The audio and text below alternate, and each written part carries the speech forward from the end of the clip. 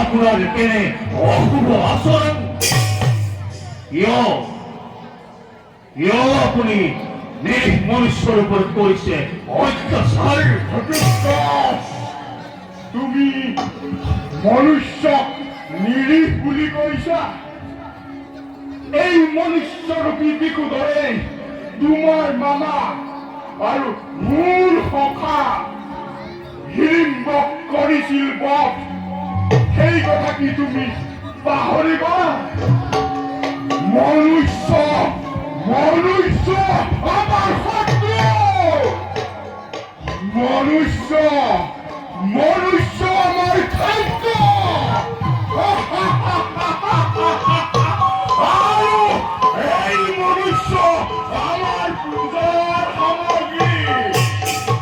আজি দেৱীমাৰ চৰণত তাকেই কৰিবৰ পৰ সন্তুষ্ট হ'ব মা কামাখ্যা।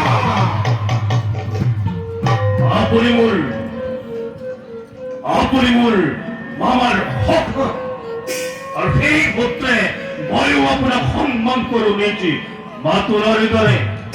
কিন্তু মনত ৰাখিব, এই পূজাৰে নামক এইদৰে নৰবলি দিয়াটো মই নকৰো সমৰ্থন। গতিকে মই কৰিছো অনুৰোধ, নামাৰিব প্ৰাণে মৰিবৰক এৰি দিয়ক। তেওঁ এৰি দিব লাগে, দিব নালাগে নৰবলি। তুমি কি কৈছা? তুমি ৰাক্ষস সংস্কৃতিৰ পৰিপন্থী কাম কৰিছা। মোৰ সন্দেহ হৈছে, তোমাৰ ওপৰত। তুমি মহাবলশালী ৰাক্ষস জাতি পঢ়া নে নপঢ়া?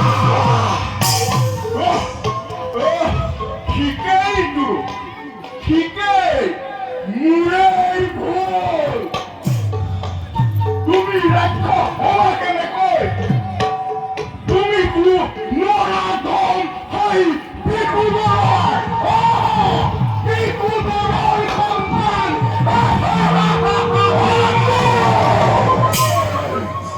এই ভদত্তছে সকলো সহ্য কৰিব পাৰে, কিন্তু নোৱাৰি সহ্য কৰিব পিতাৰ অপমান।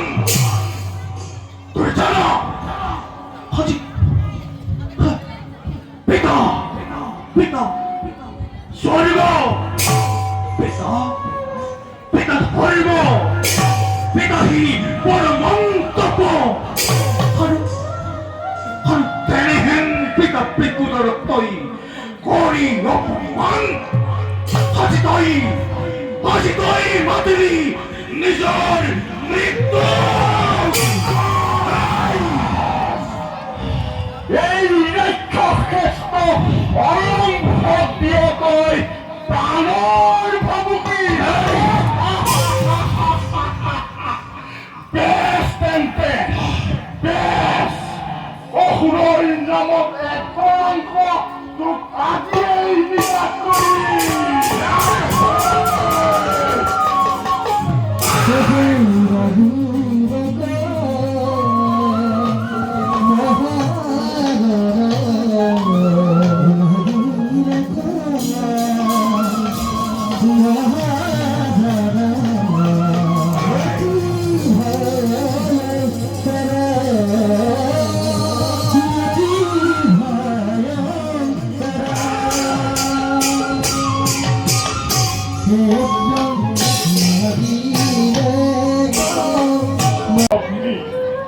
সেই হেতু তোমাক মই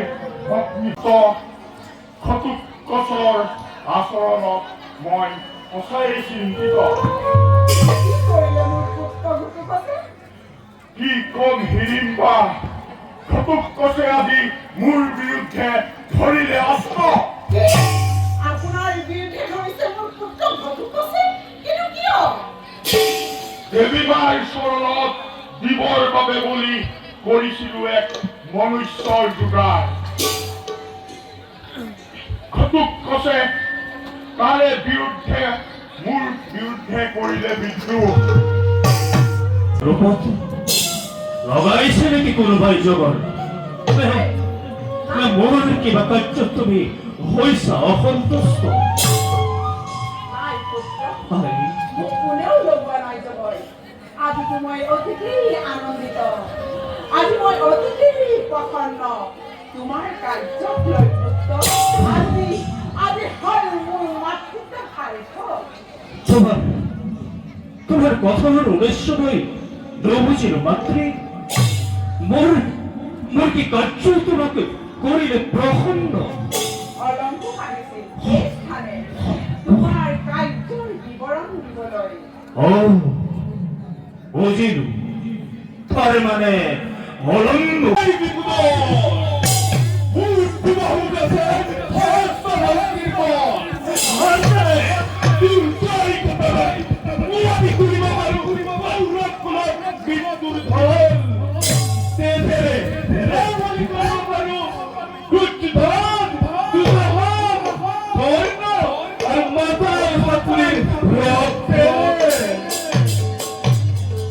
দ্বিতীয় পাণ্ডৱ বিকুদৰক কৃষ্ণই জনাইছো প্ৰণাম। আমাৰে কি হতে গৈছিলো এক বিশেষ উদ্দেশ্যে প্ৰাগজ্যোতিষ ভাবিলো কিদৰে এই খাণ্ড প্ৰস্তুত মোৰ পৰম মিত্ৰ পাণ্ডৱগণে সজাই পৰাই নাম দিছে ইন্দ্ৰপ্ৰস্থ, তাকে কৰি যাওঁ দৰ্শন। জৰুপতি কৌৰৱে কৰিছে অন্যায়, কৰিছে অবিচাৰ, মানৱ বৰ্জিত এক পাত্ৰে ইয়াতে তোমাক আশীৰ্বাদ আৰু শুভাকাংক্ষীৰ কৃপাত গঢ়ি তুলিলো ৰাজধানী কোনো ইন্দ্ৰপ্ৰস্থ। মানুহে ইচ্ছা কৰিলে সকলোৱে কৰিব পাৰে, তাৰ উৎকৃষ্ট নিদৰ্শন দাঙি ধৰিলে আপোনালোকে এই জগতবাসীৰ আগত। পৰম সৌভাগ্য আজি আজি মোৰ পিতা সহ জনপতিৰো সুন্দৰ ঘৰ। হে জনপতি, হে পিতা, দুয়ো মোৰ প্ৰণিপাত কৰিবা গ্ৰহণ। কিমান হোৱা ঘটিত কচ দীৰ্ঘায়ু হোৱা পুত্ৰ, হঠাৎ আহিলে যে মাতাৰ মংগল নে? পিতা, ভগৱন্তৰ কৃপাত মাতাৰ মংগল, আৰু মাতাই পঠাইছে মোক আপোনাৰ সমীপে একে অনুৰোধ লৈ। কি মাতাই কৰিছে অনুৰোধ? কি অনুৰোধ কৰিছে গিৰিপাই? পিতা, পিতা, মই হেনো হিড়িম্বাপুৰৰ নেতৃত্ব ল'ব লাগে, আৰু সেইহেতু মাতাই পঠাইছে মোক আপোনাৰ সমীপে। অতি উত্তম চিন্তা কৰিছে তোমাৰ মাতাই। নেতৃত্ব লোৱাৰ যোগ্য হয়। অপৰাধৰ কৰিছ, ইয়াৰ অৰ্থ কি? ইয়াৰ অৰ্থ পিতা, ইয়াৰ অৰ্থ ইয়াৰ অৰ্থ অতিকে মহান। হয়তো আছে এওঁলোকৰ পৰম্পৰা, নেতৃত্ব লোৱাৰ আগতে কৰাব লাগে বিবাহ। নে মই মিছা কৈছো নেকি ঘটোৎকচ? ভুল নাই নাই যদুপতি, আপুনিতো সঠিক কথাই কৈ ব্যক্ত। পিতা, মাতাৰ অনুৰোধ মই হিড়িম্বাপুৰৰ নেতৃত্ব ল'বৰ বাবে মোৰ বাবে এগৰাকী যোগ্য পাত্ৰী নিৰ্বাচন কৰিবলৈ আপোনাক কৰিছে অনুৰোধ। জৰুপতি দাদা, এই বিকুত ভোজনত গুণৱতী নাৰীৰ প্ৰতি কোনোদিন নাই মোৰ এই দৃষ্টি।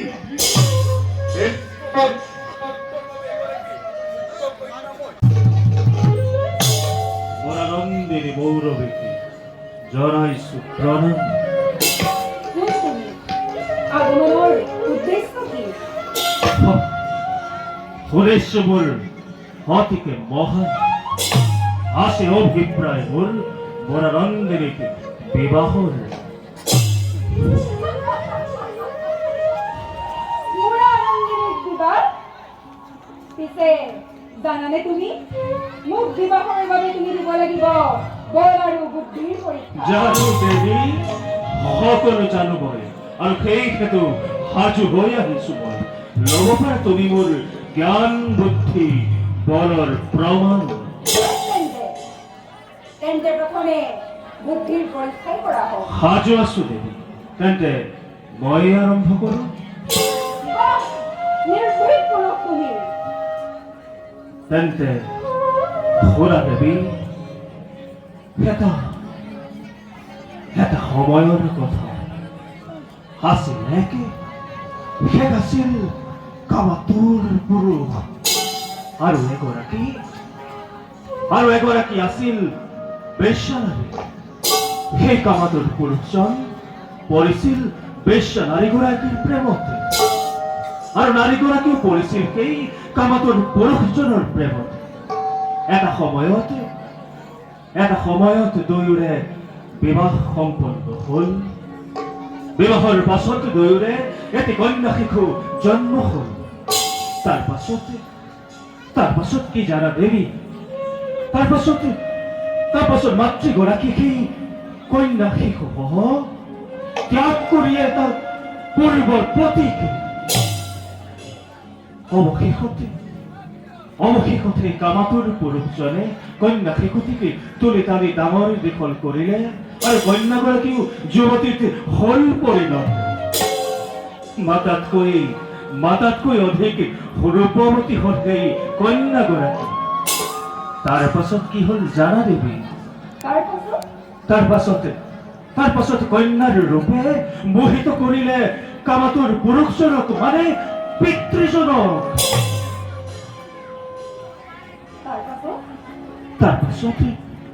তাৰ পাছত কন্যাৰ ৰূপত মোহান্ধ হৈ সেই কামাতুৰ পুৰুষজনে কন্যাকে বুলিলে মিথ্যা বচন, যে তই মোৰ তুলনি আজি, গতিকে তই মোক স্বামী ৰূপে কৰ গ্ৰহণ। দেৱী, তাৰ পাছত দুয়োৰে বিবাহ সম্পন্ন হ'ল। বিবাহৰ পাছত দুয়োৰে এটি কন্যা শিশু জন্ম হ'ল। দেৱী, এতিয়া কোৱাচোন তুমি, সেই কন্যা শিশুটি সেই কামাতুৰ পুৰুষজনৰ সম্বন্ধত কি আছিল? তাৰ পাছত সেই কন্যা শিশুটিৰ মাতৃগৰাকী সেই কামাতুৰ পুৰুষজনৰ সম্বন্ধত কি আছিল? এয়াই নেকি তোমাৰ প্ৰশ্ন? নিশ্চিত ৰূপে কন্যা আছিল।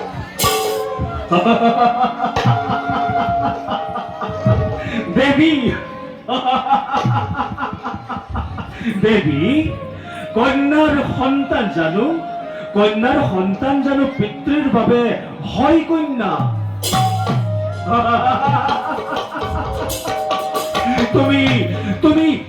তুমি বুদ্ধি পৰীক্ষাত হলা পৰাস্ত দেৱী, তুমি হলা পৰাস্ত।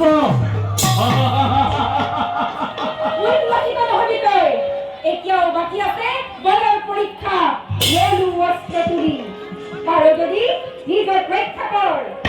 বেশ,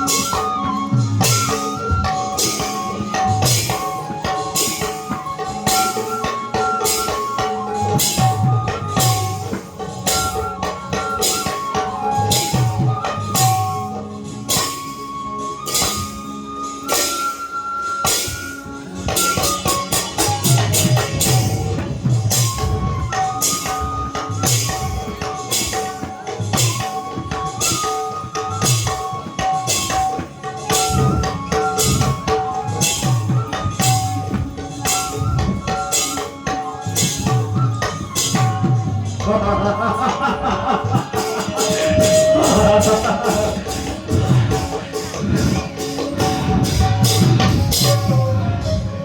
বীৰ, কোন তুমি? দিয়া মোক তোমাৰ সত্য পৰিচয়। দেৱী,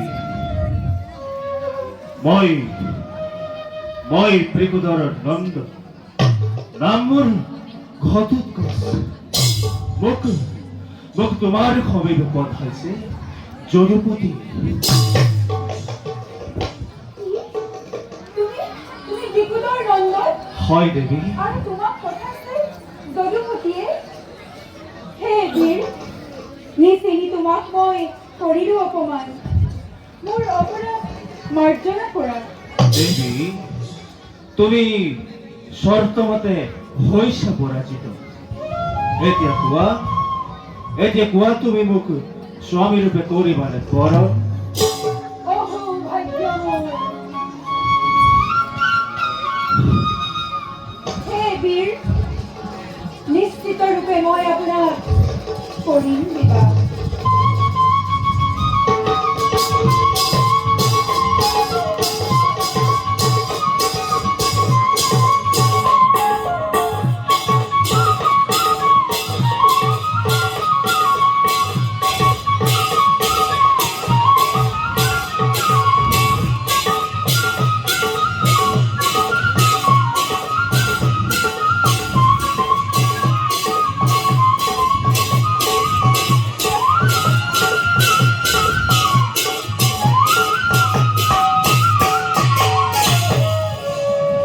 দেৱী, তোমাৰে দৰে